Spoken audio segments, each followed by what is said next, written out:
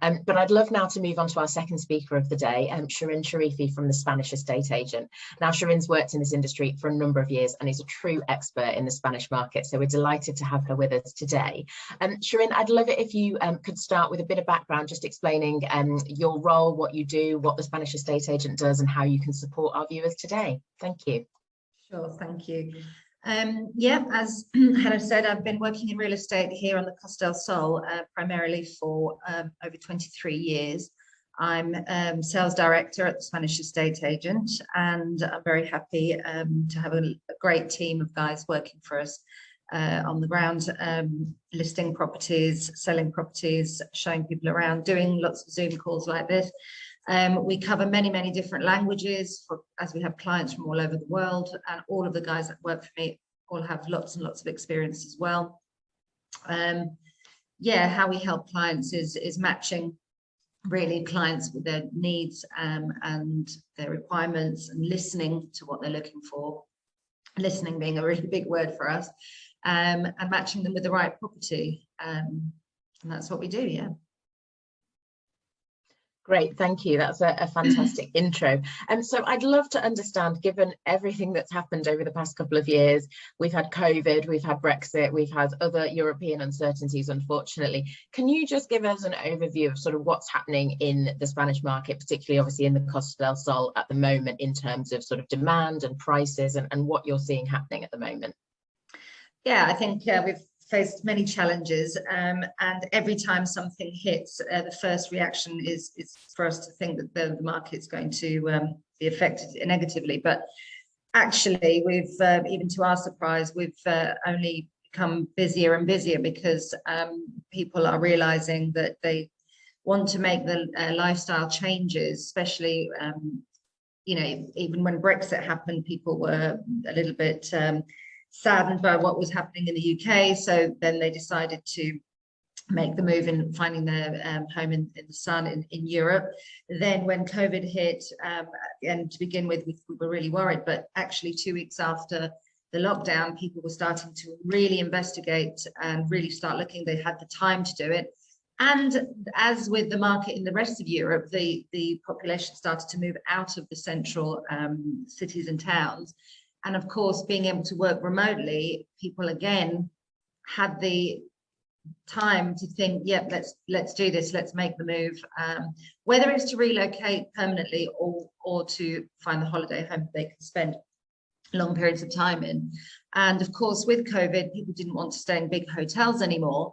They didn't want to have that interaction too much with other people. So a lot of people were buying properties for use exclusively themselves, and of course to rent out. The rental market has gone crazy here as well, because again, don't necessarily want to stay in hotels anymore.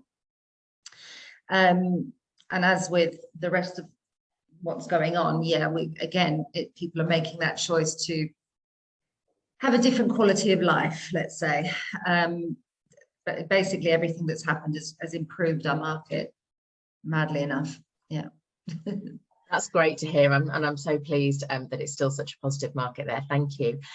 Now, I'd really like to just understand the buying process and the property searching process. So, you know, if a customer is completely at the beginning of their journey, they've decided all they've got so far is Costa del Sol's for us, and we want to go, how do they start searching? Can you just explain a little bit about the sort of process and your advice for them at that stage? Sure.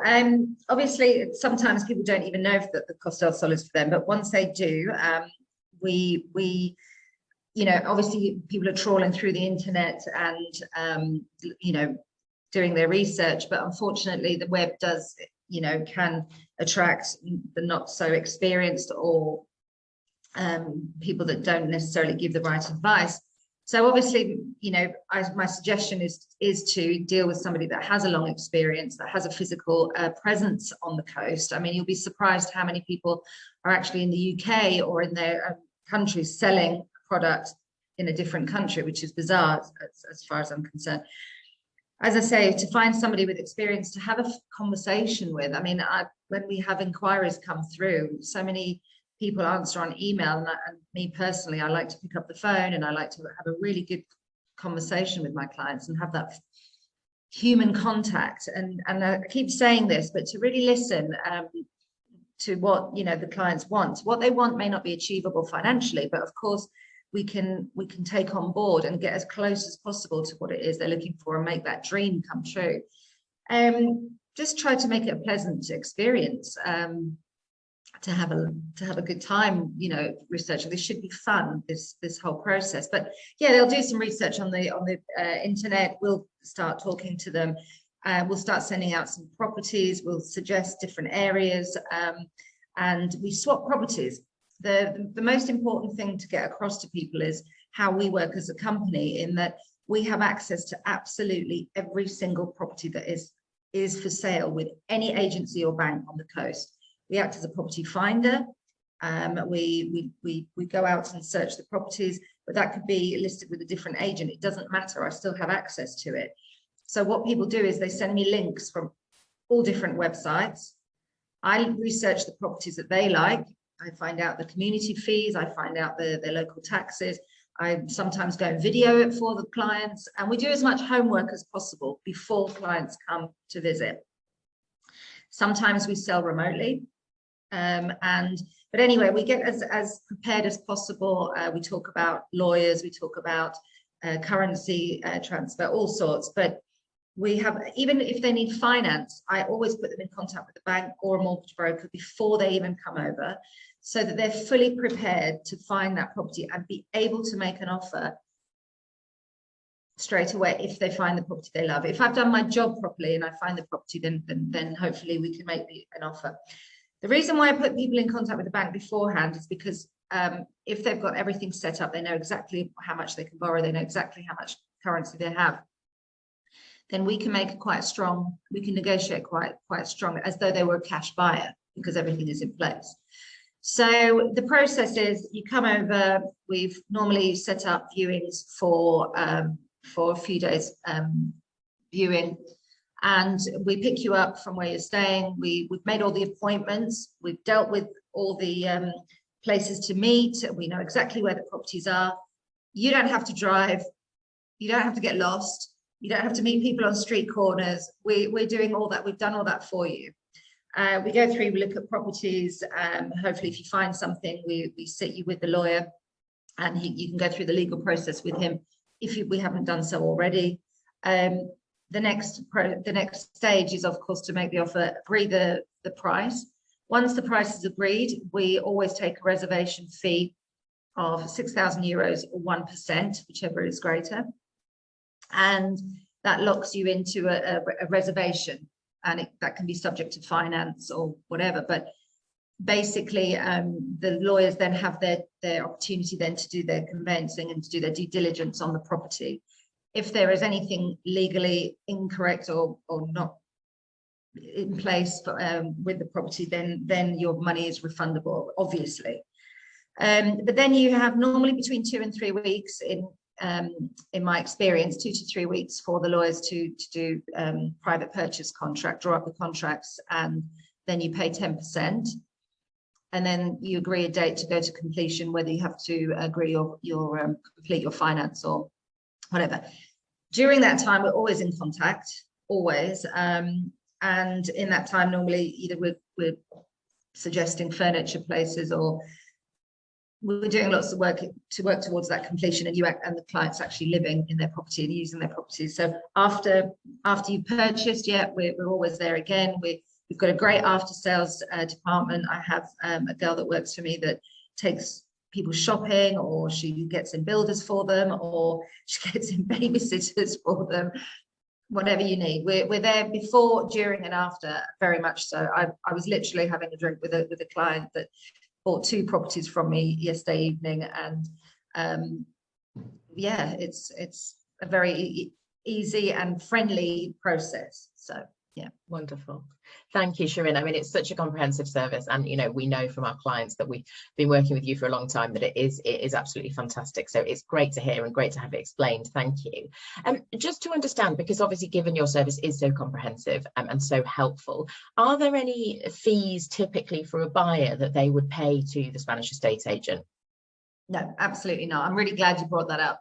I always say to people, oh, we do this, we do that, and people are like, well, how much is this going to cost me?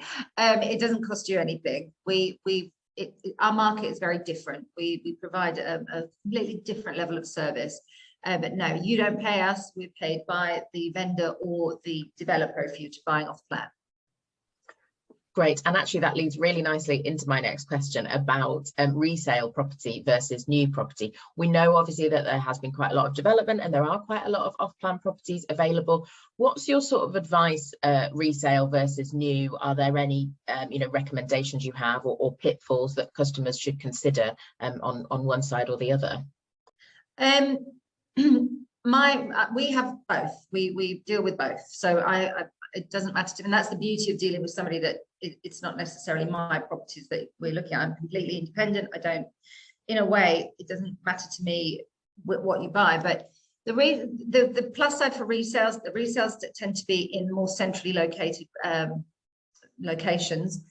People say to me, I want to be walking distance to this, I want to be walking distance to that. So the older properties, of course, were built in the most accessible locations. They tend to be sometimes bigger.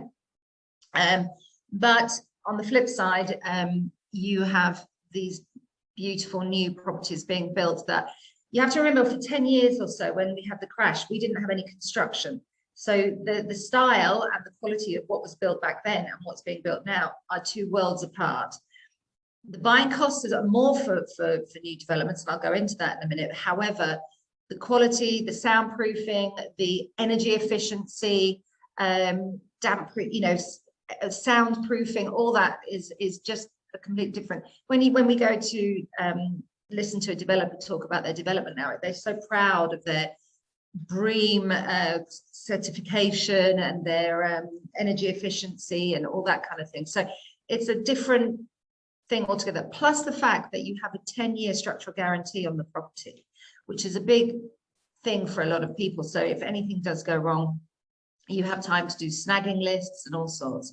So some people may be worried about that, but Javier will maybe explain a little bit better. But every penny that's paid over before completion on the property comes with a bank guarantee. So if anything should happen and if the construction isn't finished or whatever, the money is refunded plus interest. So, gone are the days of developers not finishing product. There's sometimes even penalties for delayed completion, all sorts. So the client is so well protected now. It's a different time altogether. The buying costs in Andalusia, where we are, and it can change in different regions, but where we are, Andalusia is trying to become the most tax efficient region in Spain to compete with Madrid.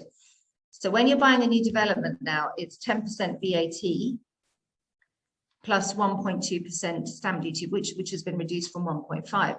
However, when you buy a resale now, it's a flat rate of 7%. And that's a transfer tax, that's not VAT, so there's no more. It used to be a sliding scale of 8, 9, and 10, depending on what price you were buying at, but now everyone pays a flat rate of 7%, which is great. And there's lots of other tax benefits that are being introduced as well. So. Brilliant. That was a really helpful explanation, and certainly, Javier, I know we will come on to some of the claims side of things that we've talked about in the past later. So that's brilliant. I wanted to ask about the rental market as well, Shirin. At the moment, some people are buying solely for their own use, whether it's retirement or extended holidays or things like that. But some people are buying with a more investment angle, and perhaps they want to rent their property out, whether it's a holiday rental or more long term. Can you just give any indication of what the rental market is like at the moment? Crazy. It's people are, the prices that people are achieving for rental. I'll give you, I'm buying another property as well as the property I have, and my bank manager was like, well, are you going to sell the property you own? And I'm like, well, no, because I pay this much in my mortgage, but I'm getting this much in rental. Why on earth would I sell? So no, the rental market at the moment is very, very strong indeed. We don't have enough properties to rent, especially in summer, of course. We have the great thing about the coast is that obviously with the all year round weather, we have a huge rental market at Easter, Christmas, school holidays, any time of the year. We have skiing 2 hours away. So the February bank holidays and so on, we still get lots of people coming down, having a couple of days skiing, surfing, whatever. You know, we attract all types, as well as being a mecca for golf. We have an all year round season, so the short-term rental market is super strong, but long-term, we're crying out for properties, especially for long-term actually as well. Brilliant, that's great, and I hope that is useful for our listeners today who are thinking of that. My last quick question for you, Shirin, is just about sort of areas along the coast that you would recommend. A lot of our listeners today have sort of said it is more of a retirement property they're looking for, so any particular recommendations for sort of more of our retiree market, and, you know, particular areas that you love that you would recommend? I always, when I do exhibitions, when I'm interacting with clients, I go through the coast and explain what different areas offer. But very quickly, the area we cover is Malaga to Gibraltar and the inland areas. So the further away you go from the beach, the better the value of the property. Sometimes you go back and you've got amazing sea views, but you're just not right on the beach. Which is actually what a lot of people are starting to like. They're starting to want to come away from the beach. It's not necessarily just a beach holiday home. So that's fine. The only thing I would say is the area between Malaga and Fuengirola, there's a great train service. So if you don't necessarily want to drive, you've got this amazing train service, which is really, really good for a lot of people that don't particularly want to have a car or drive.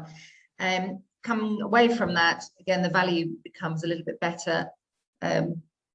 Malaga city itself, obviously, is super expensive, but it's got great cultural sort of things going on there. If you go inland, as I say, there's places like Coin, Alarin, that offer great homes for people that don't necessarily want to be on the coast. But Estepona and Benavides are areas. You know, my big passion at the moment is obviously Benavides and the Estepona side, but we do cover everywhere. I want to make that very clear. So Benavides is very green. It's still very, there's construction going on, but it's still a very, people always comment, gosh, I can't believe still how green it is here. And it's almost like the buildings are built within this, I don't know, it just fits really well, the construction that's going on there. And of course, Estepona, the town itself, people just fall in love with. It's so authentic, and there's so much money being spent on the flowers that are being planted throughout the town, the murals. The main road and the front is being closed to cars, so it's all being pedestrianized. It's all cobble streets. The beach is immaculate. It's really wide. Estepona has so much to offer at the moment, and value for money as well, of course, compared to places like Marbella. Marbella's always been really popular and always will be, but of course prices are very, very different in the Marbella zone, as it were. My recommendation is, if you don't want to drive, you've got that sort of area between Malaga and Fuengirola that is way more built up. It's where the old sort of 60s, 70s high rises were built. But if you don't want that, then you come away from that area, you keep heading west, and the further west you go, the greener it becomes, and the lower rise everything is. So amazing, thank you, Shirin. And I said that was my last question, but I do want to sneak one more in because I've got a little bit of time. And we've had a question from Anne, who's listening today. We are looking for a property with a guest accommodation to let part of the year. Would there be any restrictions on this? Yeah. So now with everywhere else, for short-term rentals, you must have a tourist license to rent out short-term. And there are certain things Javier maybe can help with, but there are certain criteria that you have to have. It's not a big deal. It's anything. You have to have Wi-Fi. You have to have the first occupation license on the property. You have to have air conditioning. And again, as I say, Javier will maybe can go into further detail, but your lawyer can apply for that for you on your behalf for that particular property.